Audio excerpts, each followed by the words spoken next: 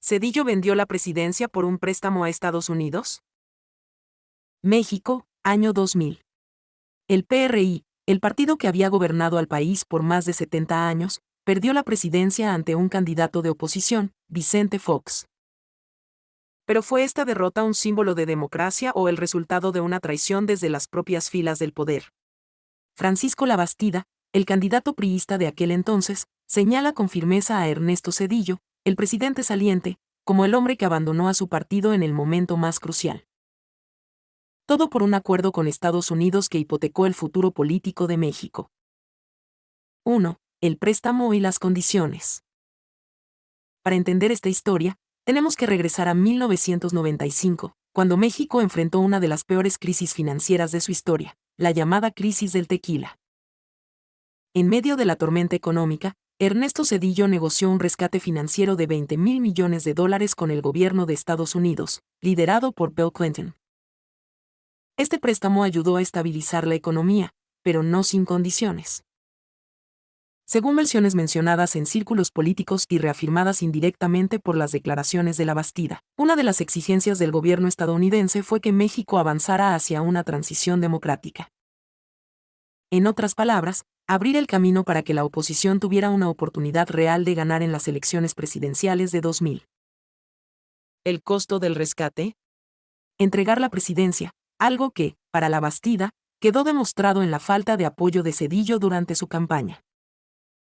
2. Labastida como opositor dentro del PRI.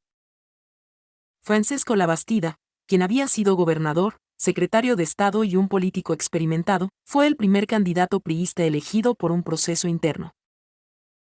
Pero, según él mismo relata en su libro El despertar de un sueño, su campaña se encontró con un obstáculo insuperable, la indiferencia de Zedillo. Labastida critica que, a diferencia de otros presidentes priistas que usaron todo el aparato estatal para garantizar la victoria de su sucesor, Zedillo se mantuvo al margen.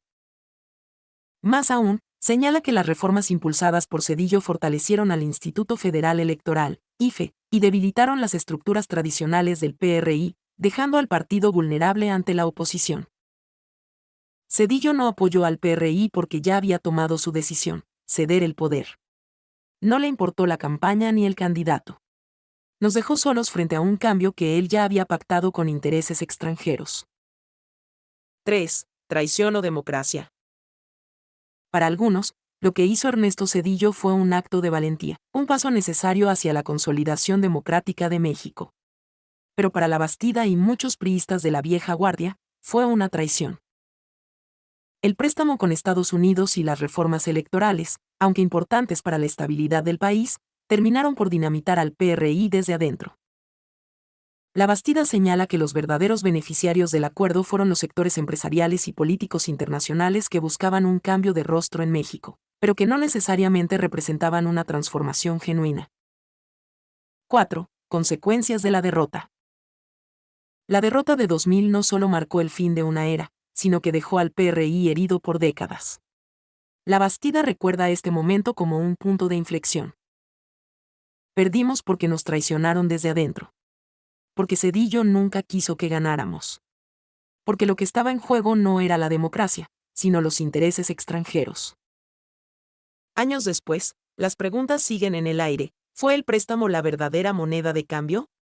¿Y qué tanto influyó Zedillo en el ascenso de la oposición?